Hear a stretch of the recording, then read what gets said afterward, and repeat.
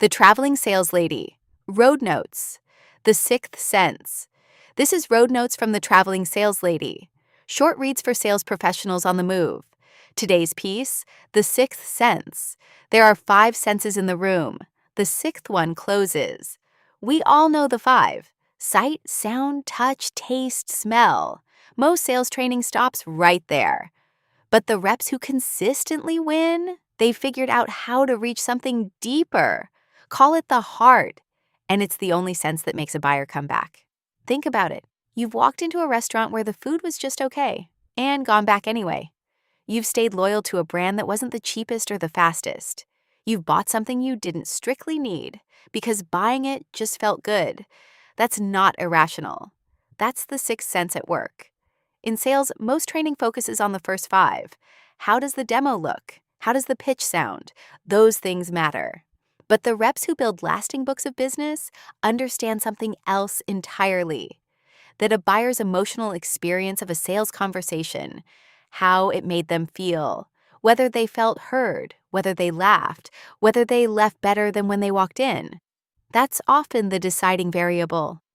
Disney figured this out before most companies even had a sales playbook. Every employee is a cast member. Every guest interaction is part of a show. The goal was never a transaction. It was an experience so emotionally resonant, the guests would pay to repeat it. And that same intentionality, it's available to any sales professional willing to apply it. Chick-fil-A does it with warmth and consistency. Southwest does it with humor, turning the discomfort of air travel into something people actually look forward to. Brands that market to the heart don't just earn customers, they earn advocates. People who tell your story for you, unprompted, because the experience was worth sharing.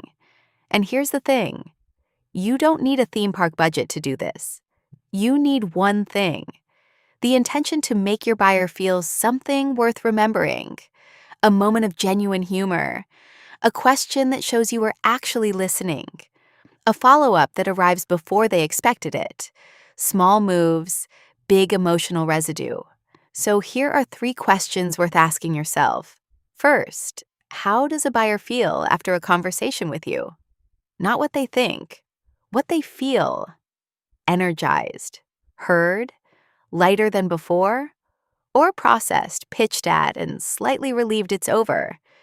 That emotional aftertaste is what drives the next call. Second, what does your brand feel like at every touch point? Not just the pitch meeting, the email before it, the follow-up after, the voicemail tone. Every single one sends an emotional signal.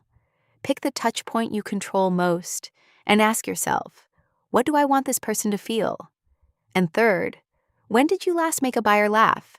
Not a rehearsed opener, a genuine moment of lightness that says, I'm a real person, and this doesn't have to be stiff.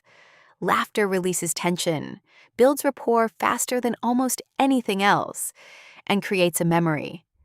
If you can't remember the last time that happened, that's worth paying attention to.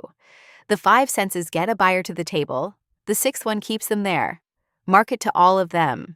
But never forget which one actually makes the decision. That's Road Notes from the Traveling Saleslady. If this one resonated with you, the full conversation that inspired it is waiting for you on the Traveling Saleslady podcast. Find it wherever you listen. See you on the road and journey on.